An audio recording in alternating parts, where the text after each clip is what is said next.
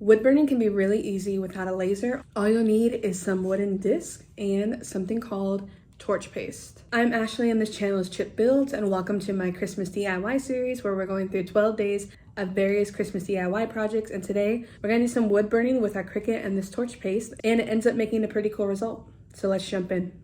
I used the Cricut Joy and StarCraft vinyl to cut out the stencils for this project.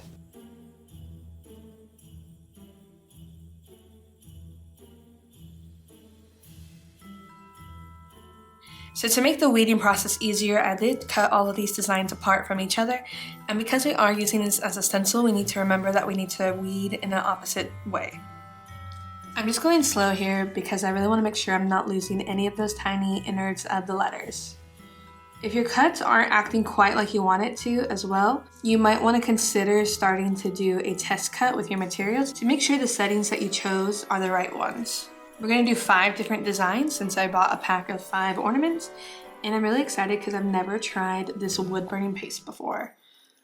Now I do own a laser, so I could easily just do this on my laser cutter, but I thought this product looked really cool and I want to give it a try, and I know not all of you own your own laser cutter. I made all of these designs in Adobe Illustrator, so if you would like access to them, let me know and I can add them to my Facebook group. And I lost the center of the A.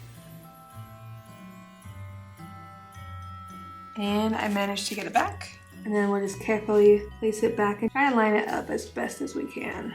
So make sure you do as I say and not as I do. I took that one out a little quickly and look what happened. So I'm gonna be extra careful with this B. So I moved a tiny bit, so I'm just gonna use my weeding tool to move it back into place. I don't have high hopes for the candy cane.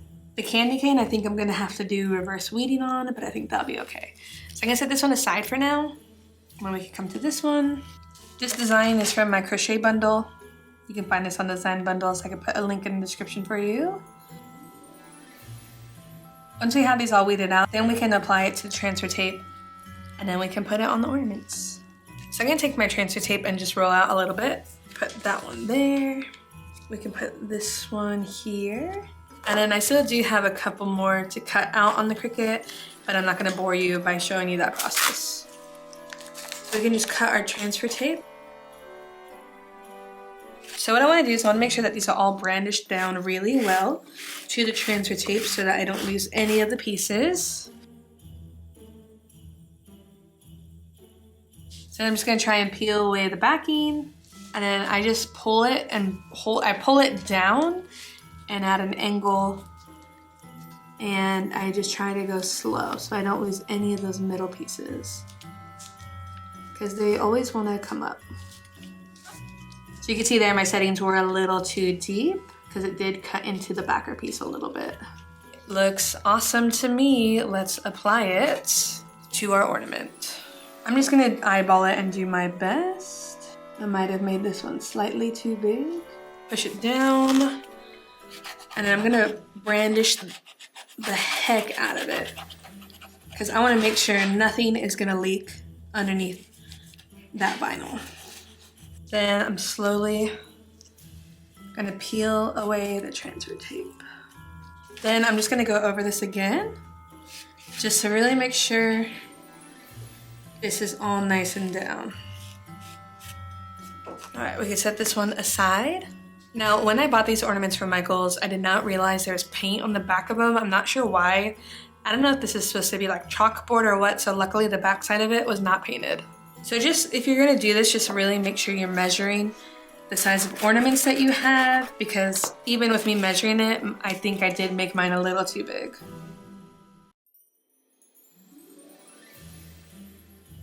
So again, we wanna burnish the heck out of it. Like really make sure that that vinyl is not gonna go anywhere and that nothing is gonna leak underneath it. I mean, with my look, I'll probably still have leaks underneath, but I am trying my best to prevent that from happening. Let's see if I can reverse weed this candy cane now. I'm gonna very carefully pull. This is only the second time I've done reverse weeding. It's not bad, it works pretty well. It's just a little time consuming. That's looking good to me as well, so we can move this one to the side. I do also just have these wooden cut slats as well, which are just like coasters. So you could also make these coasters instead of ornaments. So that's kind of annoying because this one, the paint rubbed off on this. So when I bought these, they were in the package like this, and so you couldn't tell that they had paint on them. But that's super annoying, so I'll have to sand this off, but I don't have time to do that now. So one of our designs will be not on an ornament. I think the Jingle All the Way is my favorite one. I think that's pretty well burnished down. For this project, we're using something called torch paste. I found this on Amazon. I wanted to give it a try. So this is the first time I'm using it. You do want to be careful to try to not get this on your skin. Normally I would try to do gloves, but I don't seem to have any. I'm just taking the end of my squeegee and pulling some out and trying to get just a light, even coating along where the stencil is. I'm gonna use this paintbrush too to kind of help get it on there. That way I can kind of squeegee it down.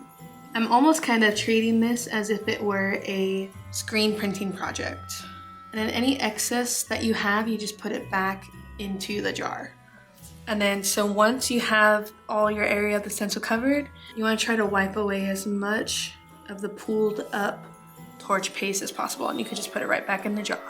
So you do need to let this dry for 2 to 3 minutes. Now that we've weeded the design away, we can take the heat gun and test it out. So far, it doesn't seem to be doing anything. I'm gonna switch it to high and see if that changes it, but I'll keep it a little further away. But it's really not doing anything. I wonder if it's this kind of wood. I wonder if there's like a coating on it. I am gonna do a quick little test here on this block of wood I have. I'm gonna put some there, let it dry for a couple minutes, and then we'll see. Because I don't know, because it should work. Let's try this test spot and see. Well, that doesn't seem to be doing it either. Well, apparently this torch paste doesn't work. That's a super bummer. We are gonna have to go to plan B. All right, so I'm not really having much luck with this torch paste. I have been using my mini heat press and it's sort of working and getting it, but I think there's just not enough pressure with this one. So I have it at the highest setting. Because it's heating up the wood so much, it is popping off the live edge around the thing. So I'm gonna try this one more time, and I'll use the mini heat press, and I'll try the heat gun again and see what happens. But if not, I think what we're gonna do is we are just gonna add vinyl to these and call it a day. So I'm just going over it for about a minute to see if that kind of helps. It's getting a little darker, but like I want it to be that color, and it's just it's not getting there. So let's try it on this ornament and we'll see how it goes. Okay, so we got our torch paste. Let's scoop some out of here. Just gonna make sure it's all coated really well. I don't want like a crazy thick coat, but I definitely want there to be enough. Because I'm wondering if part of the issue is that this wood is soaking up the torch paste. And so it doesn't really have a chance to like be on top of the wood to actually, you know, because there's no coating on these ornaments. So that's why I'm just really confused on like what is even happening. So I'm just gonna really make sure there's a good coating here. I am also making sure not to press down too hard. That way that the paste doesn't go underneath the vinyl. The only thing I can think of is if this was just, I got a dud batch of this. So I do want to try with the heat gun one more time. If you're gonna do this, you definitely want some tweezers. Also, it might help, to use removable vinyl and not permanent adhesive vinyl, because this vinyl is a little hard to pick up. And really, thinking about this design, I should have chosen a different one. I think I'm gonna risk just leaving those little pieces of vinyl, because if I try to move them all, it's gonna shift this paste around, and I just wanna see if this will even work. Okay, so we'll try our heat gun, put it on low. See, like I have it really close and it's still not doing it. Let me try and raise the heat. So putting it on high has caused it to bubble.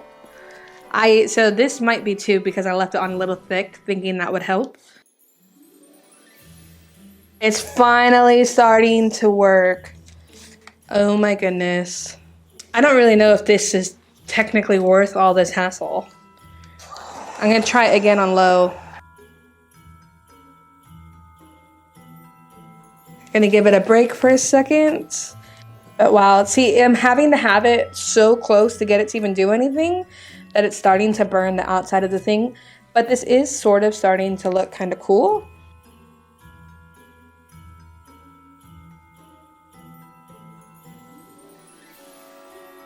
Well, you guys, we got one to work. I am gonna take the parchment paper and put it over, and I am gonna just see if I can get these last little pieces over here in the corners. That sort of worked, actually. I'm gonna call this one good for now because I don't honestly want to mess this up anymore. That's actually looking not bad. I'm really surprised that we didn't get more bleeding with this little candy cane.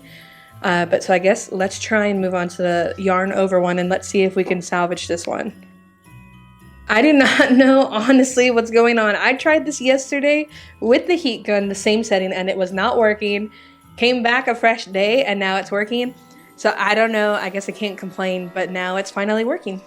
So I do have the heat gun set to low for this one. So I'm just kind of hovering over and kind of moving it every so often. I want to try to keep this one on low so we don't get the discoloring around the edges like the other one. But I'm shocked that this is finally working. I don't know, maybe I yelled at it enough. I'll put a link to the heat gun that I'm using down in the description below. I guess slow and steady wins the race. All right, we'll call this one done as well. So on the bright side as well, the label says to let this dry for only a couple minutes and then do it. These have been dried for over 24 hours and they're still pretty much working. All right, so now on to our final design. I think this one is my favorite. And then we can just scoop some more of this and then start kind of putting it on here. I'm just very gently like squeegeeing this down. And with this paste too, a little does go a long way. So definitely keep that in mind.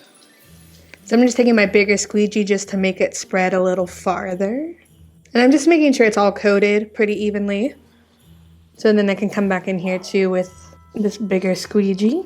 And so what I'm gonna do, I'm gonna start scooping up the excess and putting it back in the jar.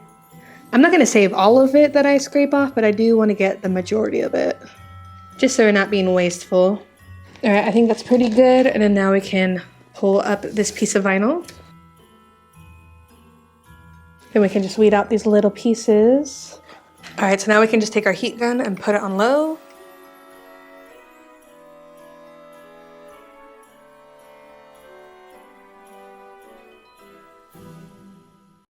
And that looks pretty awesome to me. There's one little defect right there next to the J and jingle, but honestly, that looks really cool. I'm really happy with how this turned out. We did end up having one casualty, my Joy to the World one. I was trying to use this one as a test one and I was getting frustrated that it wasn't working, or so I thought it wasn't working, so that one I just ripped it all off. Overall though, this looks really good. Well guys, let me know down below what you thought of this method of wood burning, and let me know if you're gonna try it for yourself. One of the reasons I love this method to burn into the wood is because you don't have to invest in a lot of expensive equipment. I do personally will always favor the traditional laser engraved look versus the torch paste, but it's a pretty good alternative, especially for if you're gonna make some Christmas gifts this season. I think this would be really cool. Thank you so much for watching guys, and Merry Christmas, and I'll see you later. Bye.